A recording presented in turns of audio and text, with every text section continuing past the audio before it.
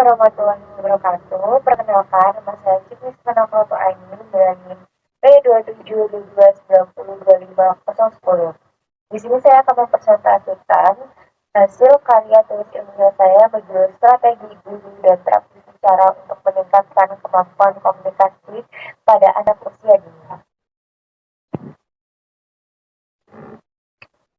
Sebelumnya, ada ledakan Hutang Dewi 2011 dan Treviani 2019, masa usia dini merupakan masa golden age karena anak mengalami perkembangan yang sangat pesat, termasuk dalam kemampuan berbahasa yang menjadi dasar komunikasi dengan lingkungan, baik bahasa verbal maupun non-verbal. Penting untuk menyalurkan pikiran dan perasaan anak. Namun, tidak semua anak berkembang sesuai dengan usianya. Banyak anak mengalami keterlambatan bicara seperti speech delay yang ditandai dengan kosakata terbatas dan pengucapan yang belum jelas. Salah satu solusi untuk mengatasi masalah ini adalah terapi bicara, yang membantu anak melalui latihan pengucapan, penguatan otot mulut, dan kegiatan menyenangkan agar anak termotivasi dalam berbicara. Keberhasilan terapi sangat bergantung pada kerjasama antara guru, terapi bicara, dan orang tua dalam memberikan stimulasi bahasa secara konsisten di rumah maupun di sekolah. Apa itu komunikasi? Komunikasi adalah proses penyampaian pesan antara dua pihak atau lebih agar saling memahami. Proses ini bisa dilakukan secara lisan maupun non-verbal, seperti gerakan atau ekspresi. Melalui komunikasi, seorang dapat menyampaikan ide, gagasan, dan perasaan untuk mempengaruhi atau mengubah sikap orang lain. Bagi anak usia dini, komunikasi berperan penting dalam membentuk karakter, rasa percaya diri, dan kemampuan bersosialisasinya.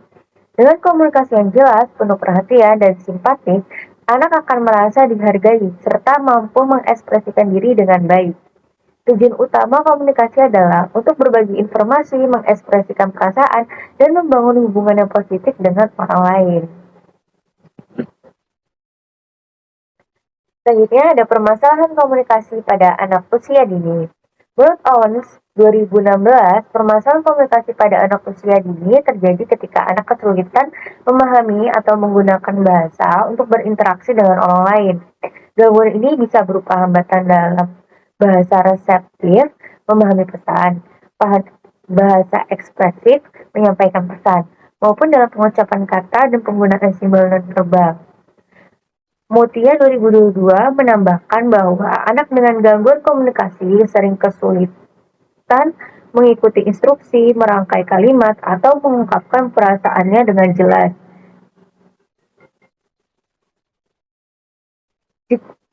Jika tidak segera ditangani, hal ini dapat menghambat perkembangan bahasa, sosial, dan emosional anak. Menurut Rahma Koturnada, Purwati, dan Mulyadi 2023, masa usia dini merupakan masa golden age bagi perkembangan bahasa, sehingga hambatan komunikasi yang dibiarkan akan berdampak pada kemampuan akademik dan sosial anak di masa depan. Selanjutnya ada peran guru dalam stimulasi bicara.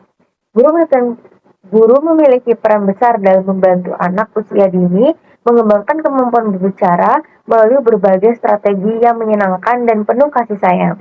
Guru menstimulasi bicara anak dengan berbicara menggunakan kata yang jelas dan intonasi yang lembut, memulai kosakata agar dapat menirunya, serta menciptakan lingkungan belajar yang aktif seperti bermain, bernyanyi, dan membaca cerita. Selain itu, guru juga melakukan terapi bicara sederhana dengan melatih pengucapan, pemahaman bahasa, dan gerakan mulut untuk melatih motorik bicara anak. Selanjutnya ada peran terapis bicara dalam intervensi bicara. Menurut Sunan 2013, terapi bicara memiliki peran yang sangat penting dalam membantu anak usia dini yang mengalami gangguan komunikasi. Peran ini dilakukan melalui proses yang terstruktur dan ilmiah. Mulai dari penilaian kemampuan bicara anak, penetapan diagnosis, hingga perencanaan program terapi yang sesuai dengan kebutuhan individu. Terapi bicara tidak hanya berfokus pada kemampuan bicara, tetapi juga mencakup kemampuan menelan, pengaturan suara, irama bicara, dan fungsi otot-otot mulut serta lidah. Selanjutnya, menurut Humor 2016, Pelaksanaan terapi bicara dilakukan dengan memperhatikan tujuan, metode, teknik, frekuensi, dan evaluasi secara berkala untuk memastikan perkembangan anak berjalan optimal. Melalui proses ini, terapi bicara berperan bukan hanya sebagai pemberi terapi, tetapi juga sebagai pembimbing bagi orang tua dan guru agar stimulasi bicara dapat dilanjutkan di lingkungan rumah maupun di sekolah. Selanjutnya, kerja sama guru dengan terapis bicara.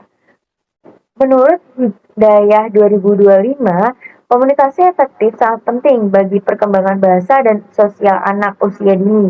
Guru berperan dalam menciptakan lingkungan belajar yang mendorong anak untuk aktif berkomunikasi, sedangkan menurut Widanto 2018 menjelaskan bahwa terapis bicara berfokus pada penilaian, perencanaan, dan pelaksanaan terapi untuk membantu anak mengatasi hambatan komunikasi. Jadi ada kerjasama antara guru dan terapis bicara menjadi kunci keberhasilan intervensi karena guru dapat melanjutkan stimulasi yang diberikan terapis di sekolah. Sementara terapis memantau dan menyelesaikan program berdasarkan perkembangan anak. Melalui komunikasi dan koordinasi yang baik, keduanya dapat menentukan strategis yang sesuai dengan kebutuhan individu anak. Yang terakhir ada kesimpulan, komunikasi memiliki peran penting dalam perkembangan anak usia dini, terutama dalam membentuk kemampuan bahasa, sosial, dan emosional. Hambatan seperti keterlambatan bicara dan gangguan bahasa dapat menghambat perkembangan anak jika tidak segera ditangani. Guru berperan memberikan stimulasi bicara melalui kegiatan yang menyenangkan dan penuh kasih sayang. Sedangkan terapis bicara melakukan asesmen, diagnosis, serta terapi secara profesional.